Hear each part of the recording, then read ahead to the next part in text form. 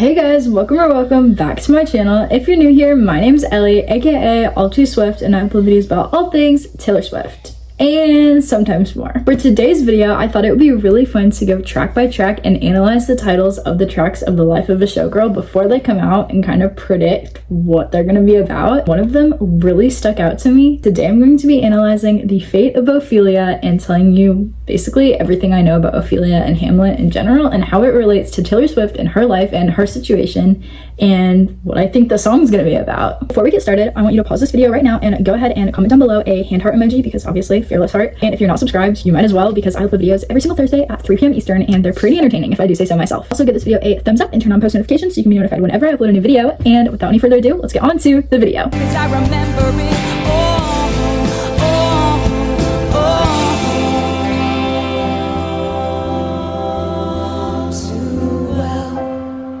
So she's pretty well known, but for those of you that don't know, Ophelia is a character in Shakespeare's play Hamlet. It makes the most sense if I give you kind of just a little summary. So basically, Hamlet is a play that focuses on Prince Hamlet and his father, King Hamlet. King Hamlet ends up dying and Prince Hamlet meets with his ghost and his ghost tells him that his brother, Hamlet's uncle, is actually the one that killed him. In case you didn't know, The Lion King is actually based off of Hamlet, so I'm sure you can kind of tell. Anyway, Hamlet wants revenge, obviously, and so he's trying to seek that revenge, but he kind of ends up descending into madness as he does so. Lots of people, obviously his mom, his uncle, his girlfriend's dad, like everybody's worried about him. They're all like, oh my gosh, like he's going crazy, what's up with this guy? And one theory is that he's descending into madness because he is so deeply in love with Ophelia. Now on the one hand, okay, so romantic, but he doesn't really show any interest in Ophelia whatsoever. A lot of other drama ends up unfolding and things happen, but most crucial to our story is that Hamlet ends up accidentally killing Ophelia's father, and he does not mean to do this. He thinks that it's his uncle, he doesn't think that it's his girlfriend's dad, but he ends up killing him, and as a result Ophelia starts to go insane. So a lot of people assume that she's just going crazy because she's grieving, she's sad about the loss of her father, she's sad that her fiance killed her father. It's just this whole big mess. But a lot of scholars argue that Ophelia isn't actually going mad, she's pretending to go mad so that she has an excuse to say all the things that she always wanted to say and do all the things she always wanted to do. Because being a woman in society at that time, she didn't really have a whole lot of freedom. She was kind of controlled by everybody around her, her dad, her brother, Hamlet, literally everyone just told her what to do. So in some ways, her pleading insanity is kind of the only way that she's able to actually take control of her own life. She ends up drowning in a river, and it's unclear whether this is a suicide or it was an accidental drowning. Like, you know, she was just so helpless and childlike that she ended up falling into the river and drowning. But in my opinion, I think she did it on purpose. I think she was trying to get away from her situation, but different people have different interpretations. More people die, more drama happens, but Hamlet ends up proclaiming that he actually did love Ophelia, even though he never really actually did a good job of showing it. And in the end, Ophelia is basically just remembered as this innocent girl that was driven to madness by the grief of her father's death. But like I said before, a lot of interpretations argue that her death was the only way that she was ever able to obtain independence, and so she did what she had to do so that she could be her own person. One of the most famous lines is when Hamlet tells her, "Get thee to a nunnery," and so basically there he's saying, you know, just leave, just stop with relationships, go away, go be your own person, go do what you want. And again, there's different interpretations of this. It's Shakespeare, not a surprise, but one interpretation is that Hamlet is trying to save her and he's trying to say, just go off, be your own person. But another interpretation is that he's calling her crazy and he's being like, get out of my life. Also, a specific scene in which she hands out flowers to different members of the royal court, and all of these flowers have symbolic meanings that kind of target something that she doesn't like or something that she sees about that person, and she hands them out. And this is again a moment of her insanity, and everyone's like, okay, she's crazy, she's just like giving out flowers in the middle of the royal court. But on the one hand, yeah, maybe that's what she's doing, but at the same time, she could be using her insanity as a way to kind of guard that. And all her life, she's wanted to say these things and call these people out on those things, but she hasn't been able to. But now that she's insane, she's able to go out and do all these things, call these people out on their bullshit, and she doesn't get any repercussions for it because they're like, oh, well, she's grieving, she's going mad. and they don't actually blame her. Now, in the context of the life of a showgirl, I feel like these flowers are a direct parallel to the way that Taylor writes her songs about people, because she writes music about her own life experiences, and she writes music about the people that have wronged her and the people that have done things that hurt her feelings, hurt people she cares about, etc., etc. She never calls people out directly by name. Instead, she uses metaphors and symbols and everything to kind of disguise things. But her creative license allows her to say kind of whatever she wants without repercussions, a lot like the way Ophelia's insanity allows her to do what she wants without repercussions. Because Ophelia is insane, so she's able to go and hand out all these flowers and call these people out on their bullshit. And Taylor, same thing. Instead of handing out flowers, she's writing songs and releasing them out into the world.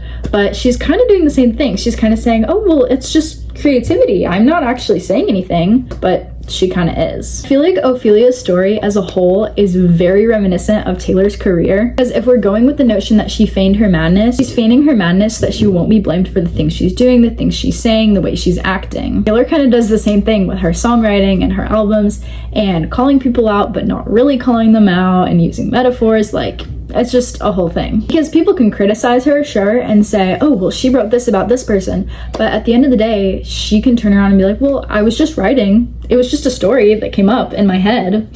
And as a writer, I'm guilty of this too, because I will use inspiration from real life to write things all the time.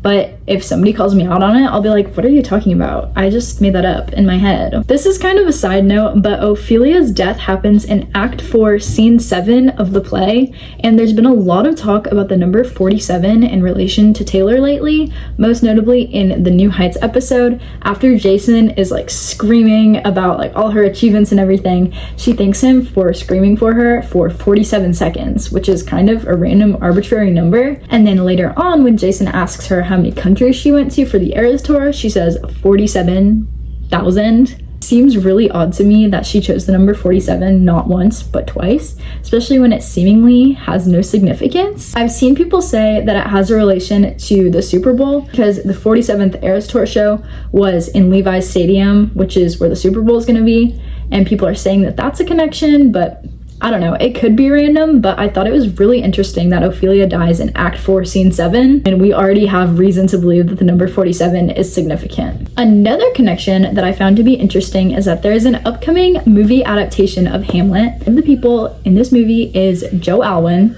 whom we know, duh. But in this adaptation, he is going to play Ophelia's brother. Something that I found interesting was the fact that a lot of the control and restraint Ophelia feels stems from her family. After her father dies, her brother kind of takes over and is in charge of her and tells her what she can and can't do. And he's trying to protect her, but he is basically just asserting his control over her. And in the song Call It What You Want, a song that's commonly assumed to be written about Joe, one of the lyrics is trust him like a brother. And I feel like this connection is interesting because she's choosing to write a song about the fate of Ophelia, and Joe is playing Ophelia's brother, who kind of restrained her, held her back, wouldn't let her do the things she wanted to do. A common pitfall of their relationship that has been explored in Taylor's music is the idea that he didn't want her to go out and live her life and chase all her dreams and do all these things.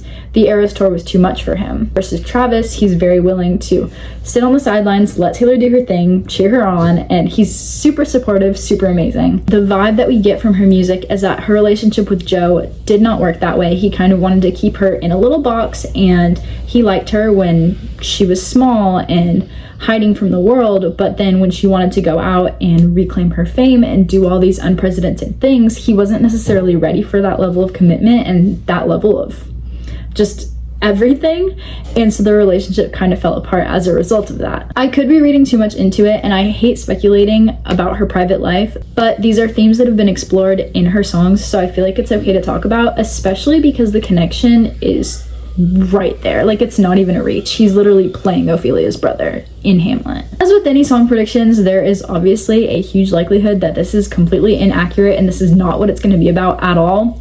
Maybe Taylor didn't actually read Hamlet. Maybe she doesn't know what happens to Ophelia. I don't know.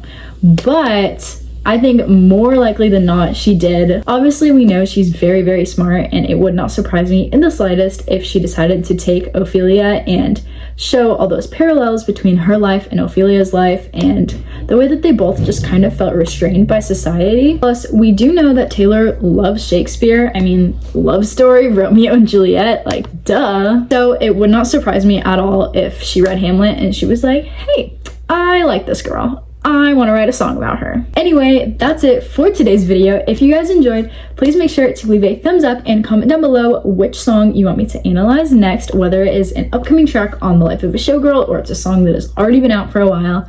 Let me know, because I love doing deep dives like this. They're like my favorite thing in the entire world. Also, if you made it to the end of the video, you might as well subscribe because you made it here, so you obviously enjoyed it. And yeah, I love you guys so, so much. I hope you know that you are all amazing and wonderful and kind and lovely, smart human beings. And I'll see you guys in my next video. Bye!